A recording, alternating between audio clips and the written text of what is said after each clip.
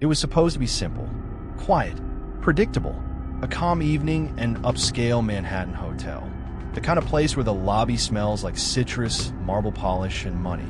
The doors slid open. A black woman stepped inside. Tailored coat, leather suitcase, jet-lagged eyes from a cross-country red-eye. She moved with quiet confidence, measured steps, composed posture. But before she even reached the reception desk, a young employee cut her off.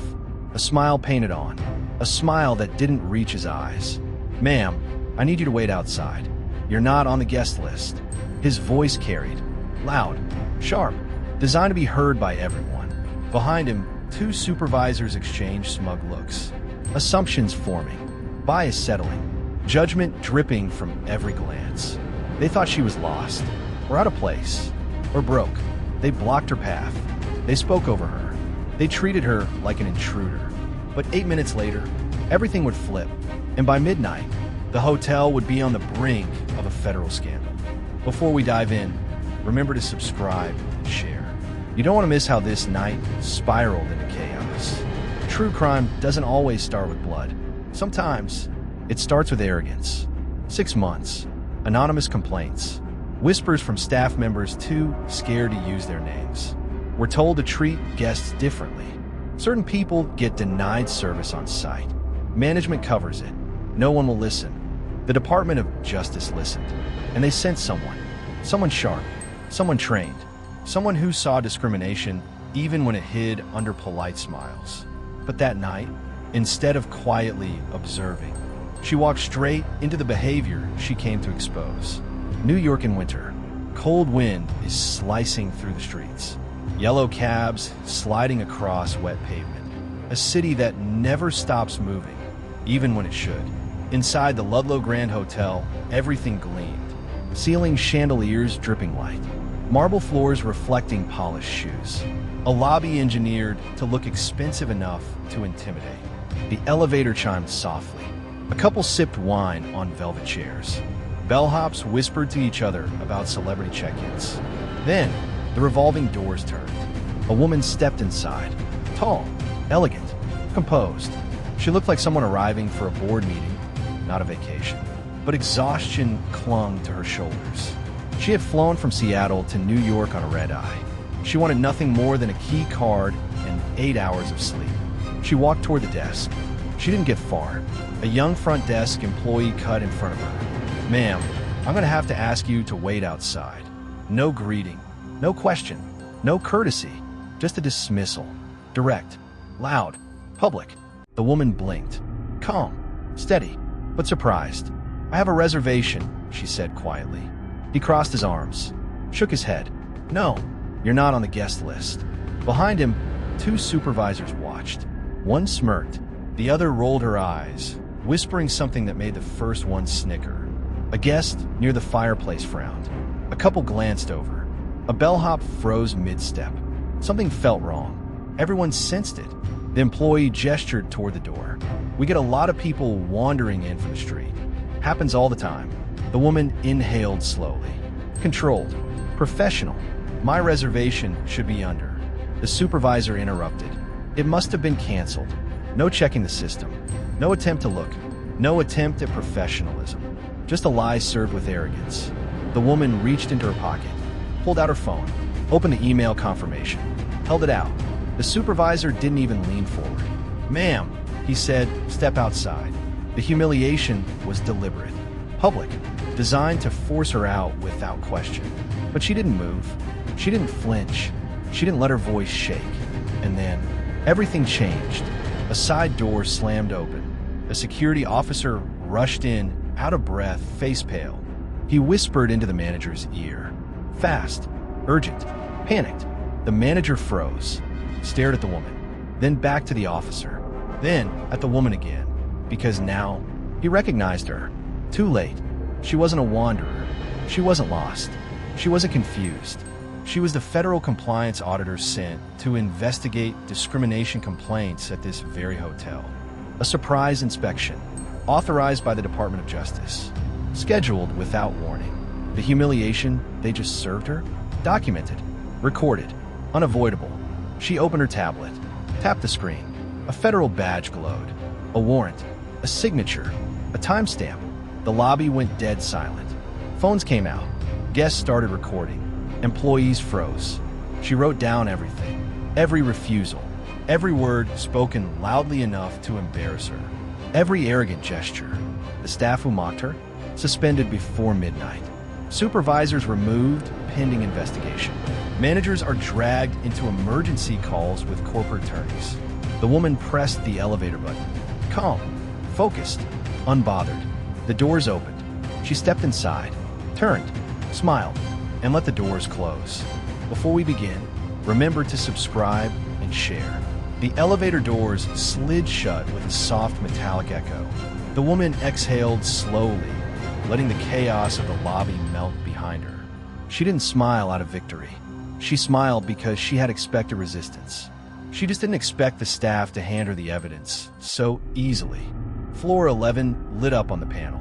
She stood alone, calm, still composed, still tired, but now fully in investigator mode. Her tablet buzzed. A message from her department. Proceed. Document everything. Keep your audio on. She tapped the screen once. Recording resumed. The elevator hummed upward. But on floor 7, the elevator slowed, then jerked, then stopped completely. Lights flickered. The hum died. She frowned. Pressed the door open button. Nothing. Pressed alarm. Silence. Pressed help. Still nothing. The elevator didn't move. Didn't respond. Didn't make a sound. A cold realization formed. This wasn't a malfunction. Someone had cut the elevator power. Downstairs, the lobby buzzed with panic. Corporate was already calling. Managers were scrambling. Legal was sending emergency guidelines. But behind the scenes, in a locked staff-only office, someone else was also on the phone. A man in a dark suit, a headset pressed against his shoulder, sweat beading on his forehead. She's here. Early. We didn't get the alert. A voice on the other end hissed through static. Then stall her. She's already in the building, the man whispered. She flashed the warrant. A pause. Long tense. Then you know what to do. Make sure she doesn't get to the 11th floor tonight. The man swallowed hard, because the 11th floor held more than luxury suites. It held the hotel's internal server room, keycards, guest logs, complaint files, security backups, and one folder the corporate never wanted the DOJ to see. The woman calmly assessed the situation. She pulled her flashlight from her coat pocket, illuminated the control panel, looked for signs of tampering. There, bottom corner, a tiny scratch near the panel seam. Fresh metal, not accidental. She tapped her tablet, started a new recording. Elevator halted between floors 7 and 8. Possible interference. Documenting. Her voice was steady, measured, as if she weren't suspended 80 feet above a marble floor. She examined the emergency panel. A small maintenance hatch, locked, but not sealed properly. Someone had opened it recently, and not for maintenance. The manager paced behind the front desk. Security watched the elevators nervously. 2 suspended supervisors sat silently, the weight of their careers sinking in. A young bellhop approached timidly. "Sir, the elevator with the auditor, it stopped." The manager froze. "What? It's not moving. The power cut out on that shaft." The manager's face twisted. Anger, fear, calculation. Who shut it down? And no one signed the outage log, meaning someone didn't want to be tracked. The manager ran a hand through his hair. This can't happen tonight. But it had, and they all knew what it meant. Someone inside the hotel was trying to obstruct a federal investigation. That wasn't misconduct. That was a crime. Inside the elevator, she wasn't panicking. She was analyzing. She removed the maintenance hatch with a firm push. The panel popped loose. Wires exposed. One wire was deliberately cut. Clean, precise, intentional. She lifted her tablet again, confirming sabotage. She zoomed in, photographed the wire, photographed the panel, photographed the timestamp. Her eyes narrowed. Someone in this building was willing to take serious risks. Her flight exhaustion evaporated. She knew what sabotage meant. She knew what obstruction meant. She knew someone had something to hide, and she knew exactly where the evidence would be. The 11th floor. She needed to get there. Now. She pressed her palms against the ceiling panel, pushed hard. It didn't budge. She tried again. Harder. The metal popped. A gap formed. She pushed it open fully, exposing the top of the elevator car. Metal. Dust. Thick cables stretch upward through the shaft. She climbed onto the roof. Steady. Confident. Focused. Her coat snagged on a bolt. She pulled free, pressed her ear against the shaft wall. Silence. Someone had cut the shaft cameras, too. She took a breath, a deep one, then started climbing the side ladder, rung by rung, floor by floor, toward the 8th floor access door. Her legs burned, her arms shook, but she didn't stop, because the investigation was no longer about discrimination. This was an obstruction, sabotage, possibly a conspiracy, and she was the only one in the building trained to see the difference. She reached the door, turned the latch. It opened with a groan. She slipped inside quietly. The hallway was dim, almost deserted, too quiet for a busy Manhattan hotel. She stepped forward. Her phone buzzed. A message from an unknown number. Stop the audit. Go home. This is bigger than you. She stared at the screen, expression unreadable, but her eyes sharpened. She typed one sentence. See you soon. Then turned off the phone. A figure stood at the far end of the hallway. Tall, broad shoulders, dark clothing. Watching her, not moving, not blinking, just watching. The hallway felt suddenly colder. She tightened her grip on her tablet, shifted her weight, prepared. But the figure stepped back into a doorway and disappeared. A warning or a threat. Either way, the message was clear. The hotel wasn't just hiding misconduct. It was hiding something someone was willing to protect. And she had just become a problem. A very big problem. Before we continue, remember to subscribe and share. The hallway felt wrong. Too quiet. Too empty. Hotels breathe. Doors slam. Guests talk. Housekeepers push carts. Life hums through the carpet. But not here. Not now. Not on the 8th floor. She stood still and listened. Nothing. Not even the humming of the air vents. Someone had manipulated the building systems. Not just the elevator. The power grid. The ventilation. The cameras. This wasn't improvisation. This was planned. She moved carefully, scanning both ends of the hallway. The mysterious figure was gone, but his presence lingered. Her tablet vibrated, a silent buzz. A message from the DOJ secure channel. Be advised, someone inside the hotel attempted to disable the building feed. Proceed with caution. She exhaled quietly. They knew. They were watching. Backup wasn't far, but they needed evidence before stepping in. She typed, accessing 11th floor systems now, then slipped her tablet into her coat. Every step echoed in the hallway. Her shoes tapped against the plush carpet like a metronome. Slow, measured, prepared, because she wasn't alone anymore. She could feel it. Someone was pacing the floor above her. Someone heavy, moving quickly, purposefully, heading somewhere, heading up just like she was. She reached the stairwell door, tested the handle. Locked. A hotel stairwell. Locked? That was a fire code violation, and deliberate. She tapped her ID badge against the door's magnetic lock. The bolt clicked. Someone had restricted access manually. She stepped inside. The stairwell smelled like dust and metal. A faint chemical tang hung in the air, something industrial. Not normal. She climbed quickly. Floor 9, then 10. Then, she heard it. Footsteps. Heavy. Fast. Above her. Moving upward in the same direction. She slowed. Listened. The footsteps paused. Then continued. Whoever was ahead wasn't nervous. They were working. She reached the door to the 11th floor. The restricted one. The one the hotel kept locked except for high-level staff. And the one she needed access to. She pressed her ear to it. Voices. Low. Urgent. 2 men. One stressed. One calm. She cracked the door open an inch. Just enough to see. The hallway looked different from the others. Less decorative. More industrial. Back of house territory disguised as an executive wing. She saw 2 employees. Not front desk workers. Not managers. Security techs. One knelt beside a server room access panel. The other stood lookout. I'm telling you, she wasn't supposed to show tonight, the lookout whispered. Well, she did. The kneeling tech muttered, yanking wires from the panel. We have to wipe the logs before she gets in. If corporate finds out what we're doing, if the DOJ gets its hands on this data, corporate is done. Her pulse picked up. This was it. The missing piece. The reason the complaints escalated. The reason the audit was ordered. The hotel wasn't just discriminating. They were doctoring records, altering keycard logs, changing timestamps, erasing footage, hiding a pattern that pointed to intent. She pressed record, zoomed in, captured everything. Their faces, their words, the broken panel, the severed wires, solid evidence, unmistakable. Her heart pounded, not from fear, from adrenaline. This was what she came for. The lookout stiffened, turned sharply, stared straight down the hallway. Her hallway. She slipped back behind the stairwell door, pressed herself against the wall. Silent. Still. The lookout stepped forward. Slow.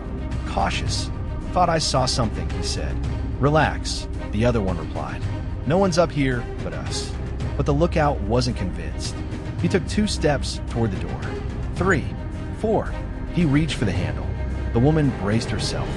Then, a voice echoed down, "Hey, we need you in the West Wing." Now, a third man, a maintenance worker, older, frantic. Both techs turned toward him. "We're busy," the lookout snapped. "Now," the older man barked. "It's urgent." The techs cursed, scrambled to gather tools, jogged down the hallway. The woman watched through the crack. The old man waited until the techs disappeared. Then he turned, looked directly at the stairwell door, at her. His expression wasn't angry or suspicious. It was terrified and pleading. He whispered, "Don't trust anyone on this floor." Then he vanished into the West Wing. She opened the door fully, stepped into the hallway, silent, focused. The server room door stood open.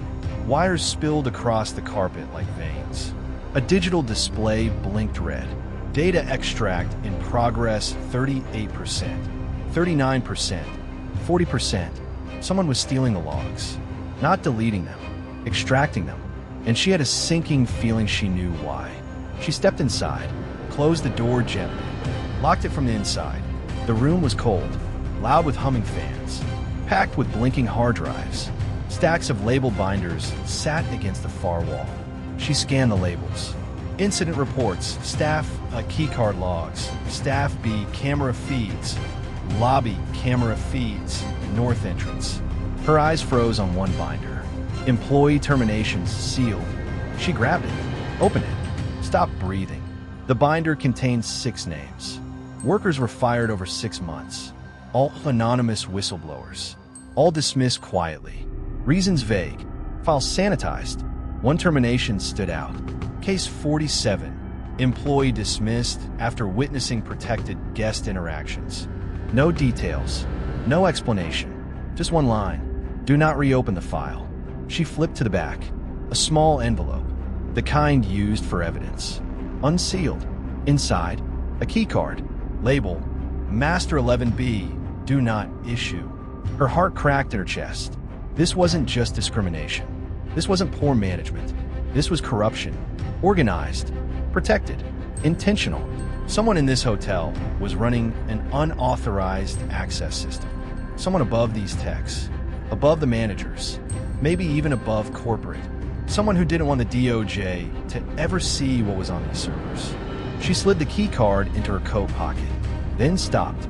Something scraped the door behind her. Slow, deliberate, predatory.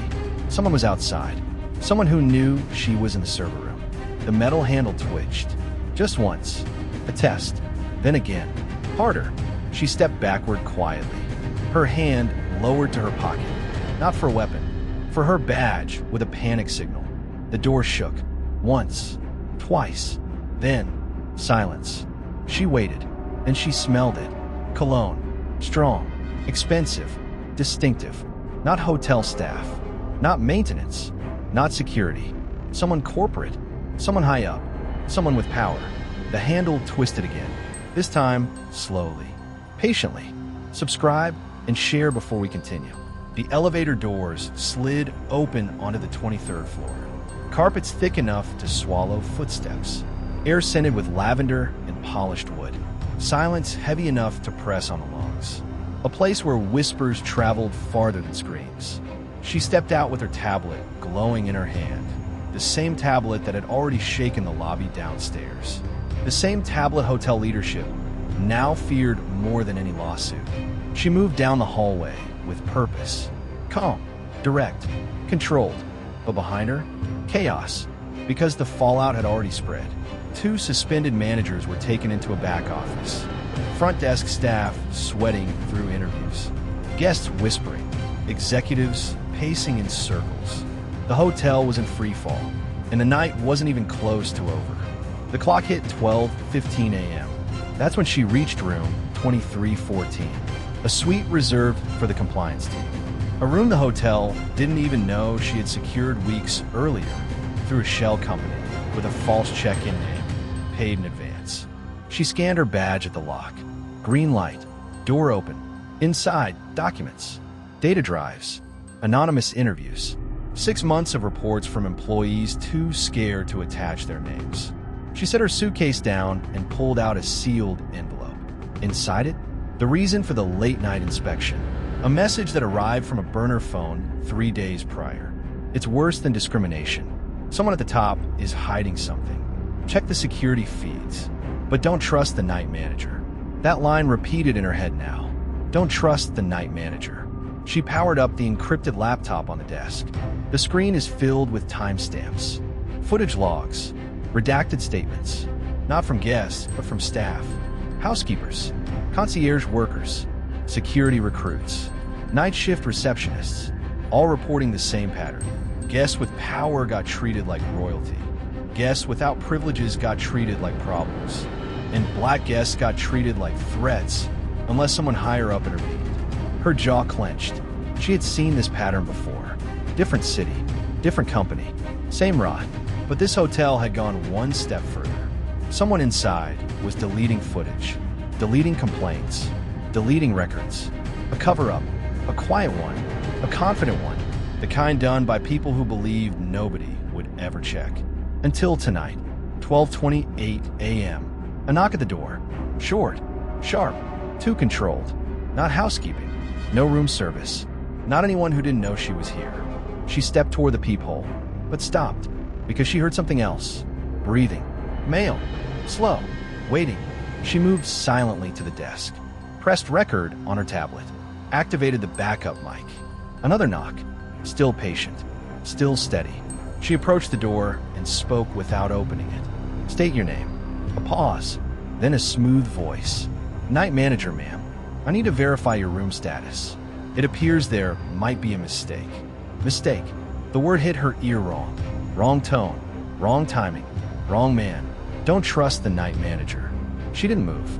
He continued, voice sliding through the crack at the bottom of the door. Some guests have complained. They said you caused an incident downstairs. We can resolve this quickly if you open up. Her pulse didn't change. Her breathing stayed slow, but her mind sharpened because he didn't know she was the auditor.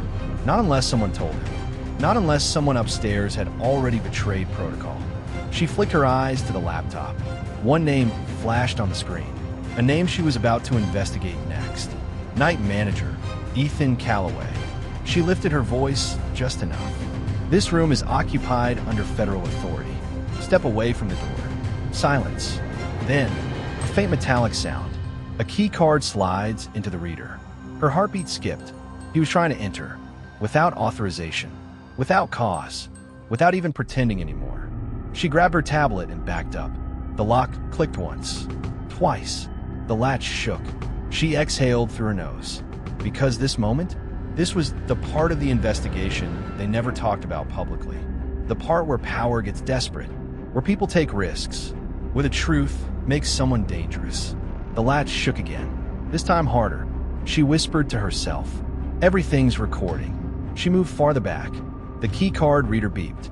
The door handle turned. And then, a loud voice erupted from the hallway. Step away from that door. Now, a second voice. Firm, authoritative, someone she didn't recognize. A scuffle, footsteps, a collision against the wall. Then silence, dead silence. She stood frozen in the center of the room. Tablet recording, heart pounding once, twice, 3 times. She approached the door slowly, pressed her ear to the wall. No footsteps, no breathing, no voices, just the low hum of an expensive hallway HVAC system. Then, a single knock, soft, controlled, not the night manager, a different knock entirely, in a different voice. Remember to subscribe and share. She stared at the door, still, focused, listening for the smallest clue through the woods. The voice on the other side wasn't the night manager. Wasn't anyone she'd interacted with downstairs. Wasn't anyone she recognized. But the tone? Urgent, measured, controlled panic was buried under professionalism. A voice trained for emergencies. She tightened her grip on the tablet. "Identify yourself," she said. Silence for half a beat. Then, "My name is Officer Ramirez. Hotel security. The real security team, not the front desk supervisors. Ma'am, someone just attempted to override your lock. We need to get you out of this hallway now." Her heartbeat quickened. Real security? There were two types in luxury hotels. One, the polished, visible security meant to reassure guests. Two, the real team, the ones who handled threats quietly, without uniforms and without PR smiles. If he were the second type, this situation was worse than she thought. Another quiet knock. "Ma'am, please. We don't have long." She checked the peephole. The view showed only a dark suit, broad shoulders, a badge clipped to a belt, butt turned slightly away. No visible weapon, no twitching, no shadow of a night manager nearby. Still, trust was a currency she never spent easily. She slid the chain latch into place, opened the door exactly 2 inches, and kept her foot anchored behind it. The man leaned just enough into view. Early 40s, jaw tight, eyes scanning constantly, even while talking to her. He held up a badge, close enough for her to read the embossing, far enough that he could pull it back if needed. "Someone compromised the employee directory tonight," he said. "Someone gave the night manager a list of guests to verify. Your name was the only one highlighted."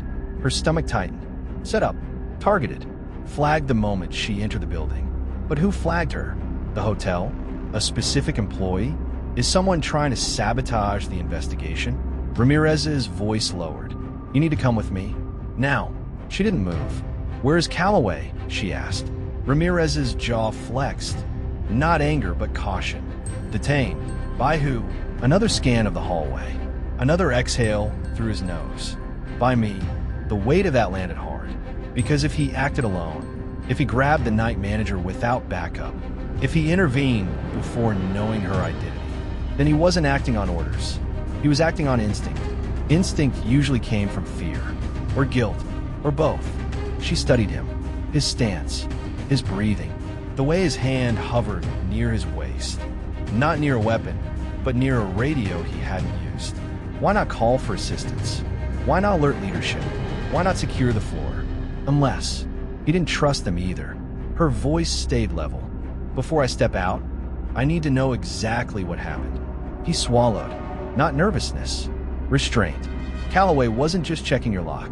He had a device, a bypass tool. Only senior staff should have access to one. He wasn't trying to verify you. He was trying to enter your room without the system logging it. That changed everything. A bypass entry leaves no trace in digital logs, which meant he wasn't acting on hotel policy. He was acting on someone's orders, someone above him. Someone was scared of what she was about to uncover. She unlatched the chain, opened the door fully. Ramirez stepped back, giving her space. Not crowding, not pushing, not demanding. She appreciated that. But trust? Still off the table. "Take me to him," she said. Ramirez blinked. "Ma'am, it's not safe. Take me to him. Now." A long pause. Then he nodded. "Follow me. Stay close." They moved fast, past luxury suites, past the executive lounge, past a housekeeper pretending not to watch them. The hallway grew dimmer the farther they went. The carpet thinned out. Scent disappeared. Decor downgraded. The glamorous floors were for guests. The hidden ones were for staff. And secrets. Ramirez spoke quietly while they walked. 3 months ago, someone filed a complaint about Calloway deleting footage. The corporation brushed it off, said it was an error. Was it? He shook his head. No error. They reached an unmarked door. Industrial gray. Heavy. A keypad lock is blinking amber. Ramirez entered code. The door clicked open. Cool air flooded out. Concrete walls replaced wallpaper. Pipes replaced chandeliers. Utility hum replaced quiet elegance. This was the real skeleton of the hotel. He guided her down one flight of stairs, keeping his steps light, listening between breaths. She listened too. A faint sound echoed below. Not movement, not machinery. A voice. Struggling. Ramirez tensed. "He's awake," he whispered. Awake. Meaning Calloway wasn't unconscious. Meaning whatever came next wouldn't be simple.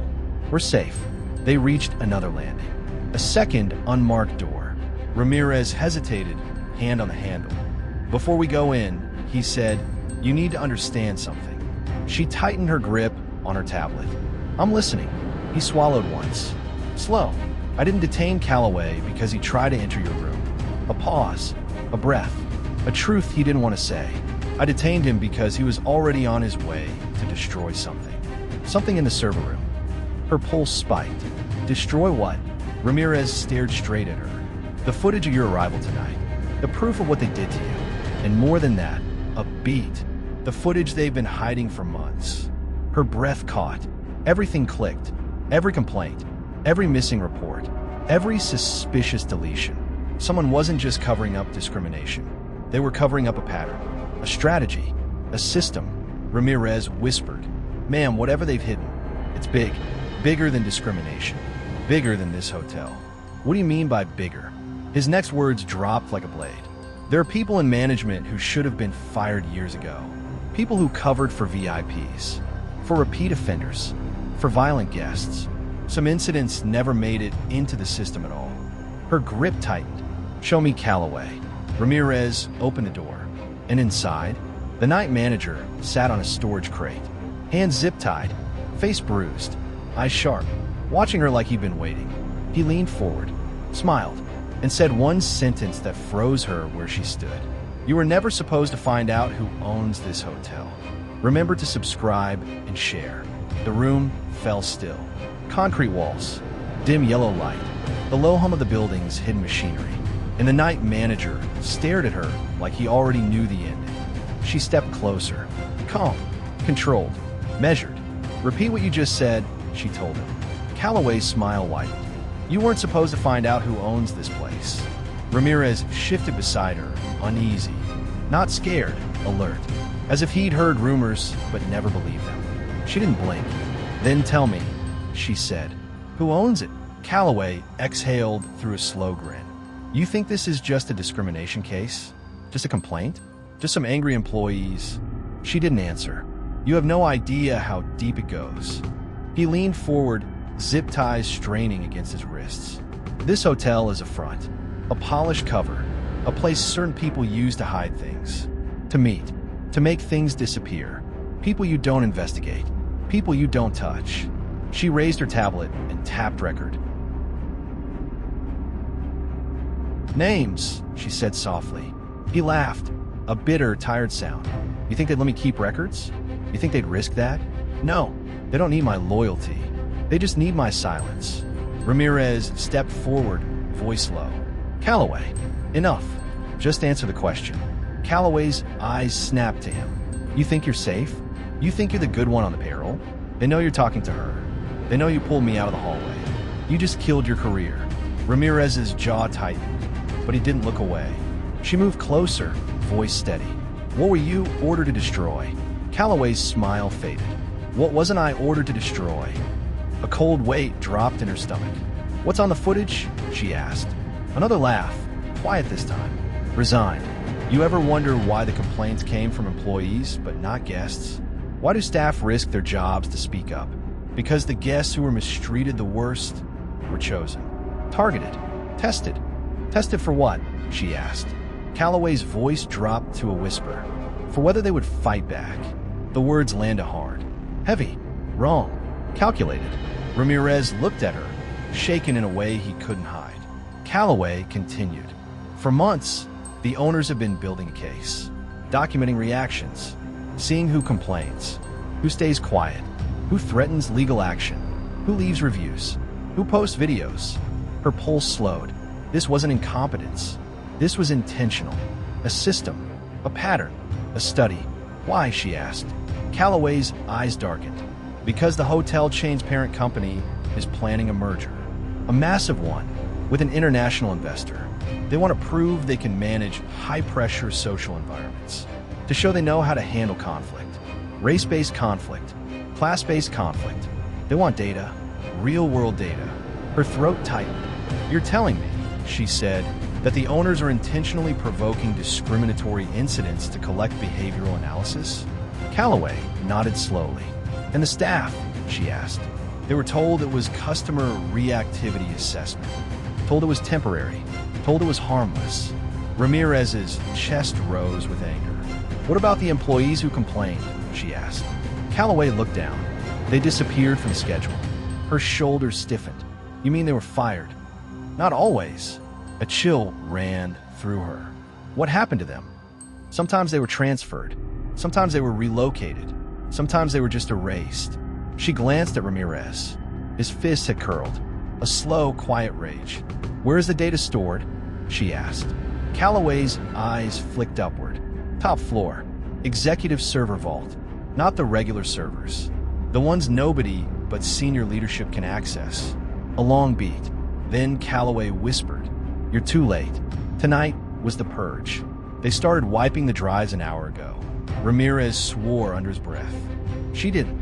Her voice remained even. How long until the purge completes? Calloway hesitated.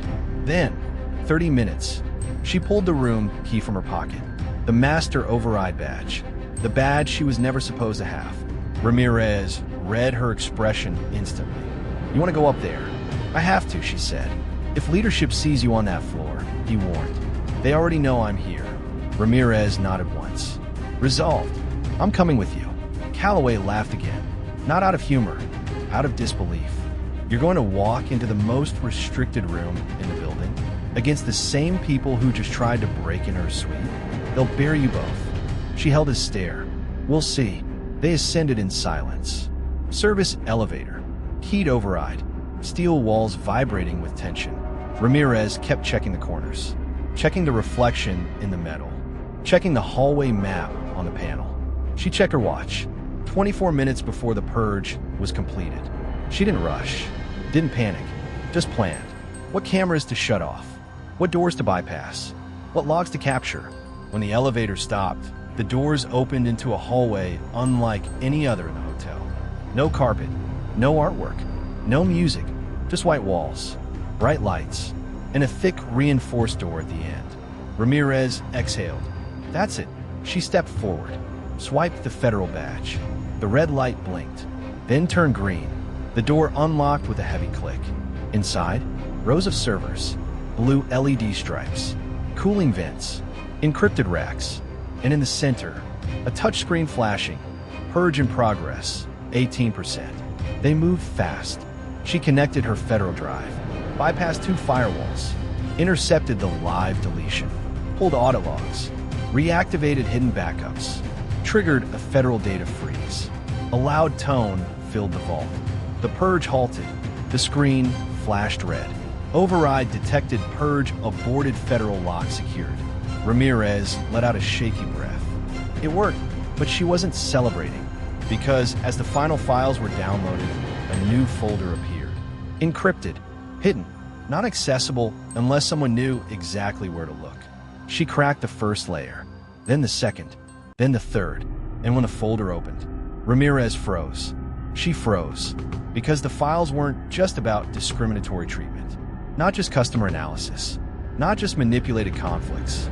They included VIP guest assaults, employee injuries, buried police reports, manipulated security footage, and executives signing off on all of it. Her heart didn't race. It steadied, cold, focused, ready, because this wasn't just a hotel case anymore. This was federal, criminal, intentional, systemic, profitable. She dialed a number on her secure phone. The line answered instantly. "This is the compliance division. Report." Her voice was crisp. "I need a task force deployed to my location immediately. I have evidence of corporate misconduct, discrimination, engineering, record manipulation, and an attempted breach of federal authority. Are you safe?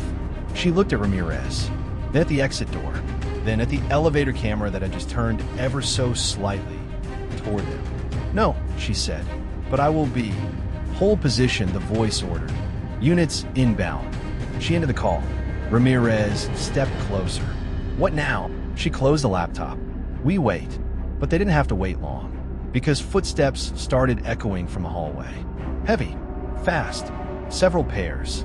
Ramirez drew a baton. She held her badge tightly. The vault door rattled once, twice. Then, a voice outside. Open up. Now. Not security. Not management. Executives. The same ones who built the system. The same ones who wanted everything erased. The same ones who would do anything. Anything to keep their secrets buried. Ramirez whispered, "They're not going to let us walk out." She whispered back, "They don't have to." He frowned, until she pressed one button on her tablet. The emergency broadcast, the one that instantly uploads all collected evidence to the Department of Justice main server. A confirmation message flashed. Upload complete. Federal Archive received. The executives outside pounded on the door. She stood tall, calm, unshaken, in control. "They can open it," she said. "Let them." Ramirez stared at her, stunned. "Ma'am, why?" She looked straight ahead, voice steady as steel. "Because everything they're trying to hide," she held up the tablet, "is already gone, already uploaded, already in federal custody." The pounding grew louder, closer, more desperate. She didn't flinch. "They can open that door," she said softly. "But the moment they step through, they won't be facing hotel security." Ramirez exhaled slowly. Who will they be facing? She met his eyes. The United States government. The vault door clicked, unlocked, turning, opening.